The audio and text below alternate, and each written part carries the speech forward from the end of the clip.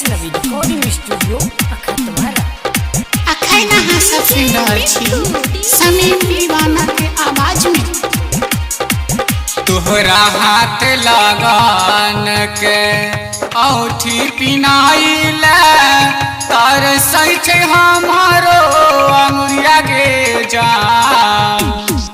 तोहरा हाथ लगान के औठी पिनाइल तार सही हमारो अंगुरिया गे जान। डोलिया में बैठ के चले जेबही काट लेबो पटारी पामुरिया गे जान। जान गे डोलिया में बैठ के चले जेबही काट लेबो पटारी पामुरिया गे जान।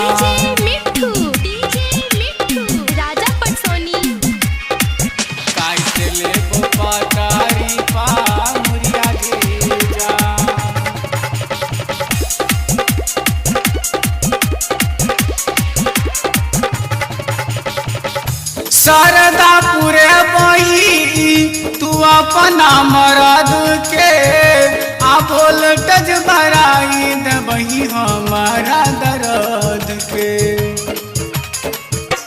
जान के शारदा पूरे बही तू अपना मरद के आ वोल्टेज बढ़ाई दबही हमारा दर्द के।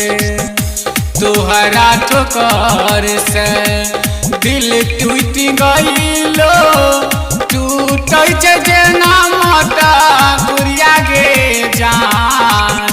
डोलिया में बैठ के चले जेबही काट लेबो पटारी पामुरिया गे जान। जान गे डोलिया में बैठ के चले जेबही काट लेबो पटारी पामुरिया गे जान। वैष्णवी रिकॉर्डिंग स्टूडियो काट लेबो पटारी पामुरिया गे जान।